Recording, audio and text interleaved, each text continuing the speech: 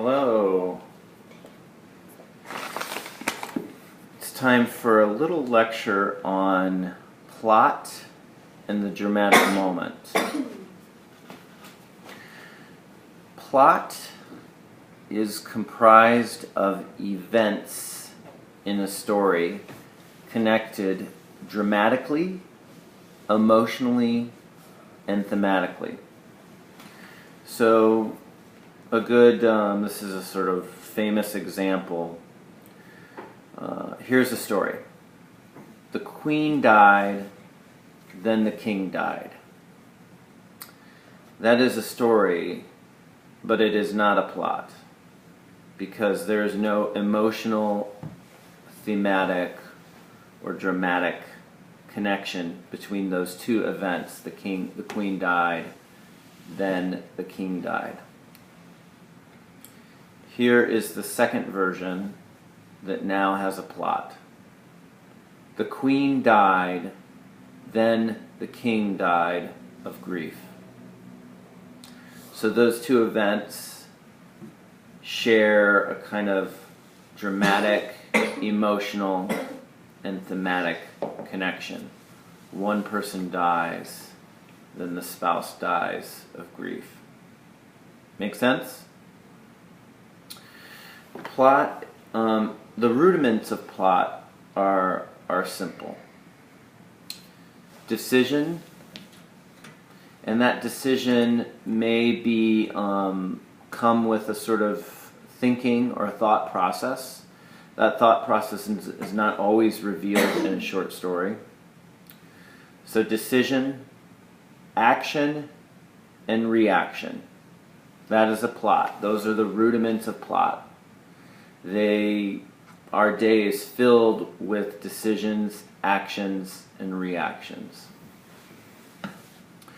The dramatic moment is sort of what I would call the basic unit of plot. And a dramatic moment is one such moment in a dramatic scene. So a story passes through either summary, that is time that is summarized, or scene, when it appears that time has slowed down and the reader is involved in singular moments, one after the other after the other. The dramatic scene, there's a lot of different makeups of dramatic scenes. We have, often a very typical dramatic scene is when we have two characters in the same scene who want different things, and they're kind of battling that out, either directly or indirectly, most likely indirectly. Sometimes we just have two characters who are very different people and have very different ways of being, who are looking at the same thing and seeing different things. And there's a great example of that in Phone Calls that I'm going to talk about in a minute. Phone Calls by Roberto Bolaño. There's also sometimes situations, external situations, other characters' actions, emergencies, crises, airplanes, whatever. Situations might be pressing upon a character. That's another kind of dramatic scene that happens, that a character is really just in that place of reaction. Another kind of dramatic scene that we have, and we'll see this a lot in Mary Gaitskill's work, is when a character's decisions and actions, a character's sort of just registering his own decisions out in the world, sort of seeing the fallout.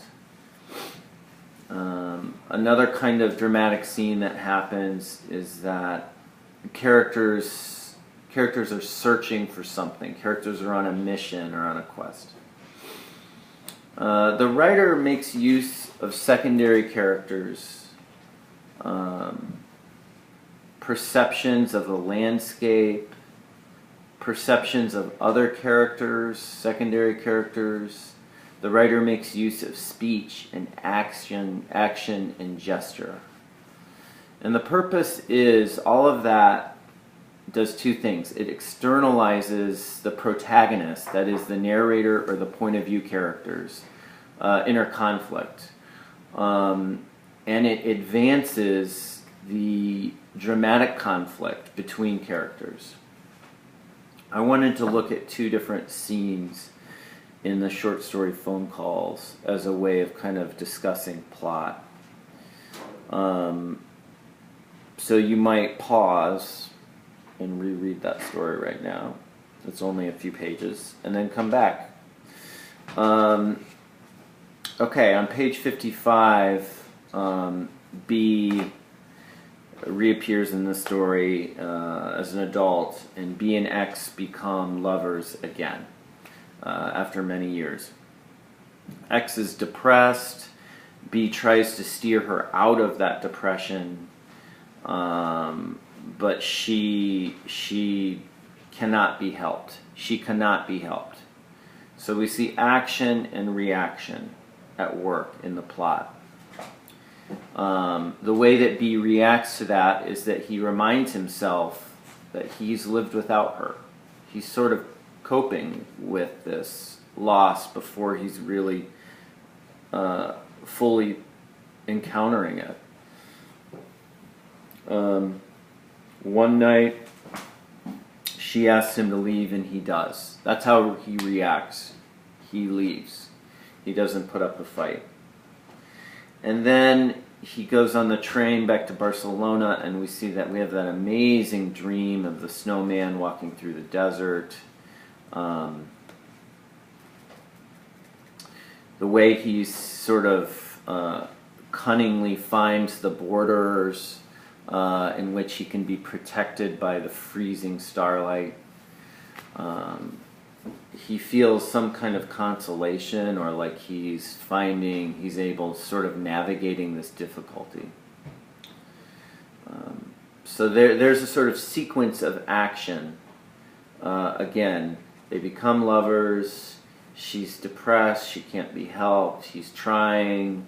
And he copes with that in various ways. And then we come to this dream of his desolation and his loneliness, and yet his survival.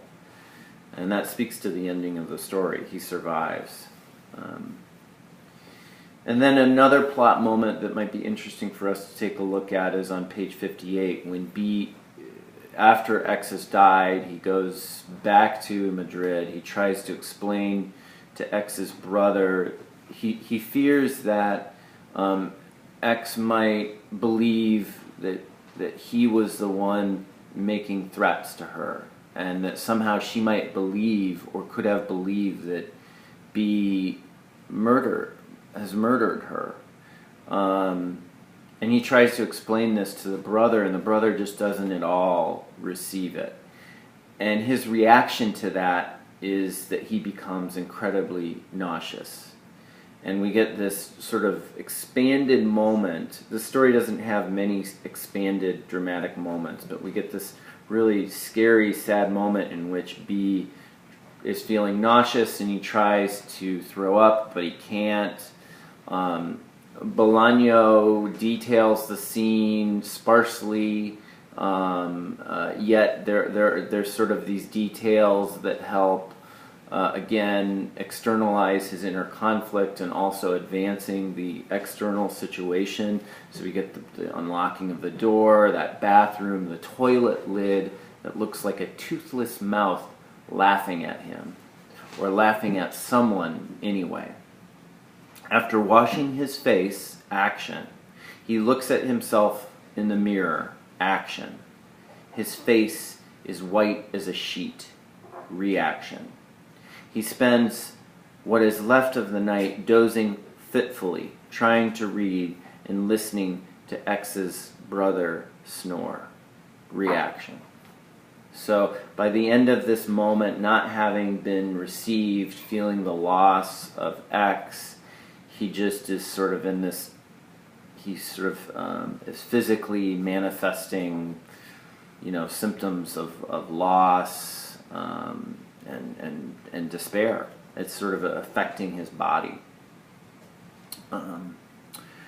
So at this point, as you can see, we've moved from beginnings to middles. And last week I talked about expansion and compression, and this week, just sort of the rudiments of plot and drama. Next week I'm going to give a more expansive lecture on the dramatic scene, but this lecture kind of sets us up for that next lecture. As you read, this week we're going to be discussing The Eye by Roberto Bolaño. So read with close attention to that sort of action and reaction, decision, action, and reaction, and read with a close sort of eye to or attention towards how do the events link up thematically, dramatically, and emotionally. All right. See you next week.